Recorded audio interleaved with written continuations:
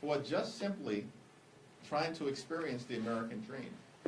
An American dream that is increasingly out of reach for far too many hardworking American taxpayers.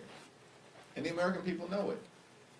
And the American people also know that Donald Trump's administration and Republican policies have been a complete and total disaster. That's why this guy is at like 36% in approval. They're losing elections all across the country, literally in deep red parts of the country, including, most recently, in Miami and in Georgia, where the Republicans lost a special election for a state house seat that Donald Trump had just won by more than 12 points. And so, from our vantage point, listen, we want to work with anyone to find the common ground to actually solve the problems that the American people want us to solve. And that's lowering the high cost of living and fixing our broken health care system while cleaning up corruption at the same period of time. And the assault on all of the things that have been done, including trying to ease the debt burden that students across this country have confronted, is irresponsible and is further evidence of the fact that Republicans never intended to keep their promise to lower costs on day one, because they haven't done a damn thing to make that happen. Leader Jeffries. Hold on. Mr. Leader. Who's speaking? Mr. Leader, can I just ask, yesterday you voted present on this effort on the motion to table the impeachment resolution against President Trump. A number of your Democratic colleagues did as well. Do you think that the president has committed impeachable offenses? We issued a statement on that motion to table, and that statement speaks for itself. Thanks. Leader Jeffries, thank you very much. Eric Christie with The Independent. Just now, the Oversight Committee released more photos and more documents from the Epstein files. We have 7 legislative days until the Department of Justice. Why was it important to release those documents and those photos? And what else should happen if the Trump administration doesn't comply? What can Congress do if Congress doesn't comply with this? Or the DOJ doesn't comply with Well, the this? so-called Department of Justice under the Trump administration needs to comply with the law. And we as Democrats, led by Robert Garcia, the top Democrat on the Oversight Committee, are going to continue to make sure that we're holding this administration accountable. These people who are part of the Trump administration, including Donald Trump and J.D. Vance himself, all said for years that they wanted to release the Epstein files. Then they come into office and do the exact opposite. Obstruct and obfuscate, hide stuff from the American people. All we want is full transparency, so that the American people can get the truth, the whole truth, and nothing but the truth. That's what the Epstein survivors deserve and have demanded. And we're going to make sure that the Department of Justice complies. Thanks, Leader Jeffries. You say that at least 4 Republicans are needed to cross the aisle to get health care done. Well, there are nearly a dozen Republicans who have signed on to the discharge petition for both the Fitzpatrick bill and for the Gottheimer bill. Why not endorse one of them or both of them and encourage your members to sign on as well to get the ball rolling in that respect? We're actively reviewing those 2 discharge petitions, and we'll have more to say about it early next week. But what is clear, time is running out. Where were these Republican ideas over the last several months? You know what? They were so busy shutting the government down. Donald Trump's busy playing golf. They could find $40 billion to bail out their right-wing dictator friend in Argentina. They're pardoning people like George Santos and Rudolph Giuliani. And they're running around trying to promote their one big ugly bill, which enacted the largest cut to Medicaid in American history. That's what got the ball rolling on the Republican health care crisis. And as a result, hospitals, nursing homes, and community-based health centers are closing all across the country, including in rural America. They ripped food assistance out of the mouths of hungry children, veterans, and seniors, and they did all of that with great urgency so they could reward their billionaire donors with massive tax breaks. And they made those tax breaks permanent. And now at the 11th hour, they're scrambling. It still remains the case that the most direct path forward is a straightforward extension of the Affordable Care Act tax credits. And there's one discharge petition that does that. And it has 214 signatures.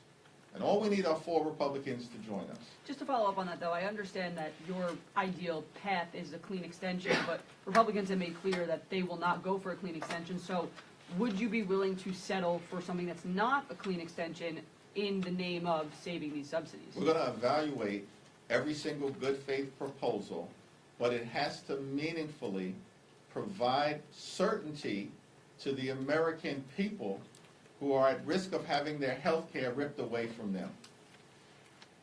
These Republicans made those massive tax breaks for their billionaire donors permanent. And we've said from the very beginning, we just want to make sure that everyday Americans, middle-class Americans, working-class Americans, have a similar level of certainty. That's not too much to ask for in the wealthiest country in the history of the world. Thank you, Leader Jeffries. Yesterday, President Trump signed the executive order on artificial intelligence seeking to block the states from regulating the AI. Specifically, and I want to ask you about specifics in this EO, it directs DOJ to create a litigation task force and challenge any state that they view doesn't comply with whatever the national standard is. It also gives powers to Secretary of Commerce to impose restrictions on state funding, and also aims to regulate truthful output. So my questions to you, I have several. First, what is your position on the EO?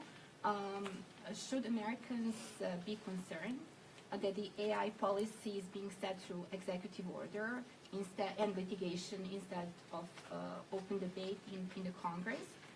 If this approach becomes a standard, what is going to stop any future president from using DOJ to go against and challenge any state law they want? And finally, is this EO about innovation, or is it about expanding presidential powers?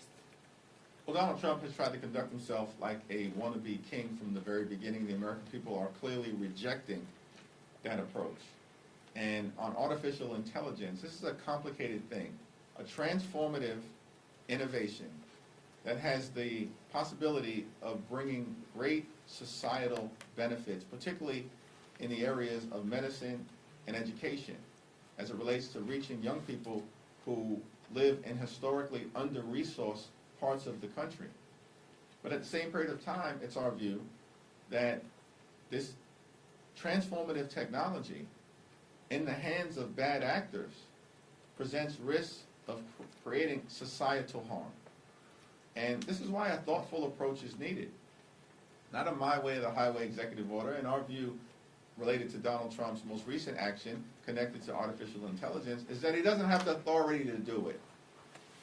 And ultimately, it's going to get struck down in court.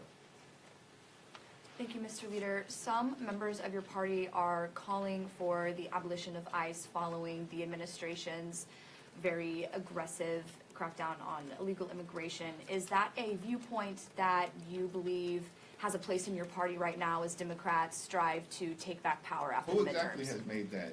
Congresswoman Alexandra Ocasio-Cortez has, Congresswoman Delia Ramirez has, also Patty Garcia, who is running to replace Chuy Garcia, Graham Plattner as well. They have said that this should not exist and it should cease. Yeah, I haven't had a conversation with any of those individuals about their perspective. What we do know is that the American people believe that Donald Trump's deportation efforts have been completely and totally out of control, unacceptable, and un-American. That's the reality of what Donald Trump has unleashed on law-abiding immigrant communities all across America. And the American people are rejecting it, which is why Donald Trump is also underwater in terms of public approval on immigration. Now, we believe, as Democrats broadly, that we need a strong and a secure border consistent with our history and experience as a nation anchored in the rule of law. Donald Trump doesn't believe in the rule of law, and neither do his sycophants who serve in Congress. We fail to understand that we're a separate and co-equal branch of government, not a wholly owned subsidiary of the Trump cartel, because that's how they behave. So we believe in the rule of law, and part of that is a strong border. But at the same period of time, we're a nation of immigrants. And so we're going to continue to defend dreamers, defend farm workers, defend farm country, defend law-abiding immigrant families and communities across the country who are part of the ingredient of American exceptionalism. That's our position. And we do have a broken immigration system. Everybody thoughtful who's taking a look at it understands that. But the way to solve it is not a my way or the highway approach, and it certainly is not the Trump deportation machine. He promised that he was going to target violent felons. No one would have any issues with that. He's not deporting violent felons. He's deporting law-abiding immigrants, veterans who served this country, children who are actually American citizens, grandmothers and grandfathers, gardeners, and communities across the country are rejecting it. Mr. Leader, as sort of a follow-up to that question, today Congressman Abe Hamadeh is inviting families who've had family members killed by undocumented immigrants to the Capitol. Who is that? Abe Hamadeh of Arizona. Okay. And I want to ask about 2026 and how you're encouraging border state Democrats to respond to messaging such as this, because it was a big issue in 2024, and it appears that some Republicans are ready to message on it in 26. We'll let border state Democrats speak for themselves. And As a party leader, as a leader. I've got great confidence in them. I think I just articulated our view on immigration generally, and that, I believe, is a position that's broadly held by Democrats all across the country. Listen, Republicans are desperate to try to find a path out of the electoral disaster that they're experiencing right now. This year has been a complete and total failure for the American people. And Republicans are on the run. The reason why this whole gerrymandering scheme was launched is because Republicans know that if a free and fair election were held, they're done in the House of Representatives. It was always a myth and a fantasy that some big mandate was attached to what happened in November of 2024 that we never bought into. Why? Because we're only 3 seats short. This is the closest majority that any party has had since the Great Depression, and it's all now falling apart. And everybody sees it. And they can't project this fake strength to the American people anymore because they failed the American people on the economy, on health care, and the extremism that has been unleashed on the American people is completely and totally unacceptable. So our view generally, as Democrats, we're going to solve problems for everyday Americans because we believe in this great country of ours. You work hard, you play by the rules, you should be able to live the good life. An affordable life, a comfortable life. Good paying job, good housing, good health care, good education for your children, and a good retirement. Which means to my Republican colleagues, keep your extreme hands off of Social Security and Medicare at all times. And far too many people in this country, wealthiest country in the history of the world, are struggling to live paycheck to paycheck because there is an affordability crisis. It's not a scam, it's not a hoax, it's a crisis. And Democrats are committed to doing something about it. Republicans continue to bury their heads in the sand. Thank you. Thank you.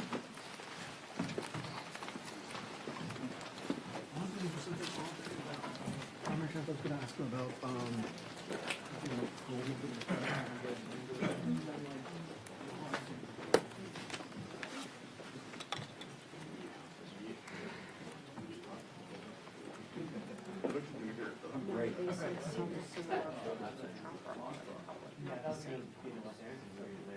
Oh my God, I'm getting abused. So was Indian, And I'm was Indian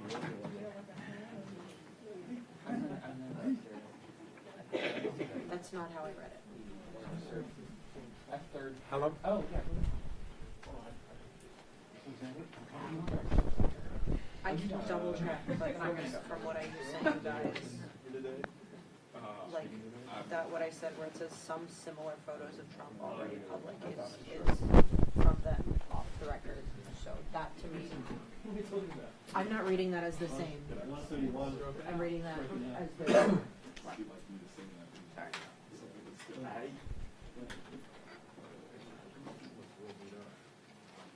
Yeah.